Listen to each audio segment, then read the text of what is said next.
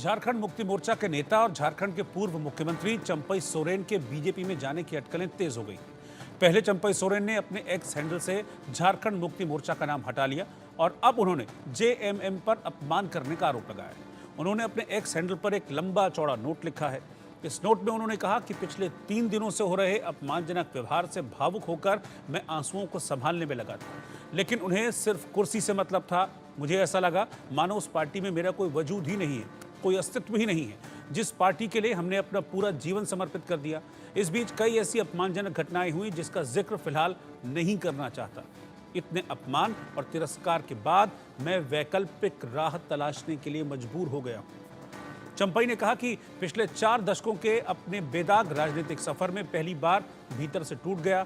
समझ नहीं आ रहा कि क्या करूं। 2 दिन तक चुपचाप बैठकर आत्ममंथन करता रहा। पूरे घटनाक्रम में अपनी गलती तलाशता रहा। सत्ता का लोभ रत्ती भर भी नहीं था, लेकिन आत्मसम्मान पर लगी इस चोट को मैं किसे दिखाता। अपने द्वारा किए गए दर्द को कहां मैं जाहिर करता, जो अपनों ने मुझे दर्द दिया उसको मैं कहां जाहिर करता।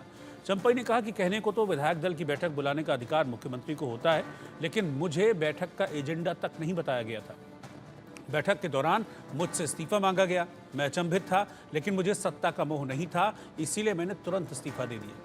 लेकिन आत्मसम्मान पर लगी चोट से दिल भावुक था। मैंने भारी मन से विधायक दल की उसी बैठक में कहा कि आज से मेरे जीवन का नया अध्याय शुरू होने जा रहा है। इसमें मेरे पास 3 विकल्प थे। पहला, राजनीति से संन्यास ले लूं। दूसरा, अपना अलग संगठन खड़ा करूं। और तीसरा, इस राह में अगर कोई साथी मिले तो उसके साथ आगे का सफर तय करूं। उस दिन से लेकर आज तक और आगामी झारखंड विधानसभा चुनावों तक इस सफर में मेरे लिए सभी विकल्प खुले हुए हैं। चंपई सोरेन के इस पोस्ट के बाद उनके बीजेपी में जाने की खबरों को जोर मिल गया। एक दिन पहले ही चंपई सोरेन के गुवाहाटी में असम के मुख्यमंत्री हिमंता बिस्वा शर्मा से मुलाकात की बात सामने आई थी। माना जा रहा कि उनके साथ जेएमएम के कुछ और विधायक भी बीजेपी में शामिल हो सकते हैं। हालांकि दिल्ली एयरपोर्ट पर जब चंपई सोरेन से बीजेपी में जाने की खबरों पर सवाल पूछे गए तो उन्होंने कहा कि वो दिल्ली अपने निजी काम से आए हैं, जहां था वही हूं।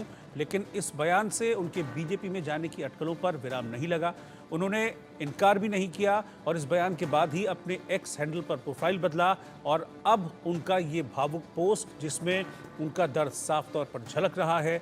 हेमंत सोरेन के जेल से वापस आने के बाद चंपई सोरेन को मुख्यमंत्री पद से इस्तीफा देना पड़ा था। इसके बाद से ही उनके नाराज होने की चर्चाएं काफ़ी जोर पकड़ रही थी और आज अपने सोशल मीडिया पोस्ट के जरिए उन्होंने उस नाराजगी को पब्लिक भी कर दिया। आपकी ये नहीं, हमें भी किसी से मुलाकात नहीं हुआ है। जब हमारा कार्यक्रम ही हम नहीं बना है तो कार्यक्रम बनेगा तभी ना। कलकत्ता आप किस लिए गए थे? चलिए दिल्ली तो आप निजी काम से आ गए, कलकत्ता किस लिए गए थे? कलकत्ता से तो यहाँ आया हम। हाँ, वहाँ क्यों गए थे आप? वहाँ भी आप लोग देखिए, हम भी अपना काम में आया है, निजी काम में आया है, बाद में हम बताएंगे। एक सवाल, क्या आप झारखंड मुक्ति मोर्चा में रहेंगे या आगे की बात हो सकती है? आप क्या रहेंगे कि नहीं? सवाल है, आप ऐसे ही सवाल करता है भाई। हम बोल दे जहाँ पर है वहीं पर हम है।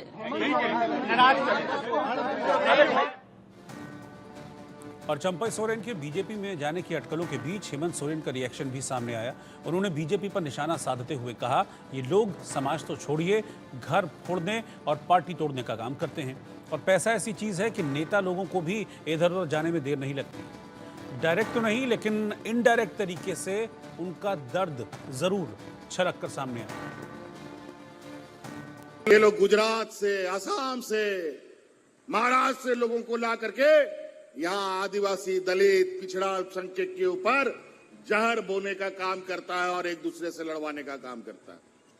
समाज तो छोड़ो, ये घर भी फोड़ने का काम करता है, पार्टी तोड़ने का काम करता है। आए दिन कभी इस विधायक को खरीद ले, कभी उस विधायक को खरीद ले।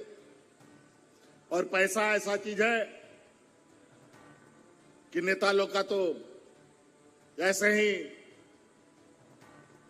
उन लोग को इधर उधर घसीटने में उन लोग को देरी नहीं लगता है। खैर कोई बात नहीं,